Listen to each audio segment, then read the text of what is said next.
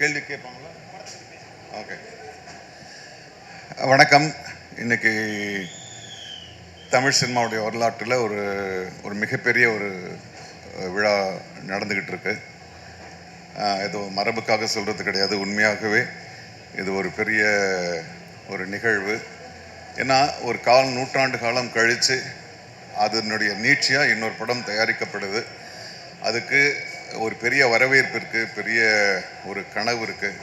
அப்படின்னும் போது நிச்சயமாக அது ஒரு பெரிய சாதனைன்னு தான் நான் நினைக்கிறேன். இதில் நான் இவங்களை தனி மனிதர்களாக இல்லை, 3 சக்திகளை பார்க்குறேன். Red giant, Kamal sir, Shankar sir. ஏன்னா 3 பேருமே அதில் கமல் சாரும் சங்கரும் வந்து அவங்கவுங்க துறையில் ஒரு உச்சத்தை தொட்டவங்க. இன்றைக்கி நம்ம பேசுகிற pan Indian film or global film அதெல்லாம் வந்து அவங்க அப்போவே அந்த வார்த்தைகள் வர்றதுக்கு முன்னாலேயே பண்ணிகிட்ருக்காங்க. அவங்கள இணைச்சி இந்த ஒரு பெரிய ஒரு வரலாற்றை உருவாக்குற ரெட் ஜெயண்ட்டுக்கும் இதில் ஒரு ஈக்குவலான பங்கு இருக்குது.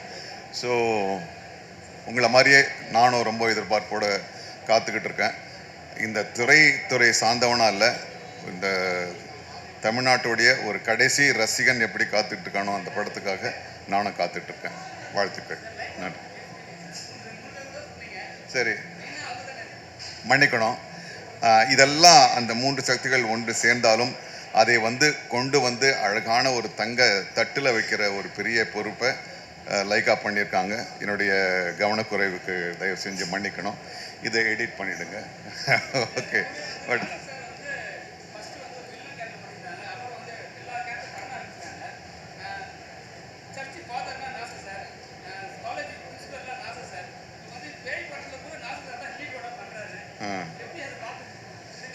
அதுதானே என் தொழில். அதுதான் நான் ஒரே மாதிரி பண்ணால் அது நல்லா இருக்காது. அது எந்தெந்த கதாபாத்திரம் கொடுக்கப்படுதோ அது நான் பண்ண வேண்டியது என்னுடைய கடமையாகுது.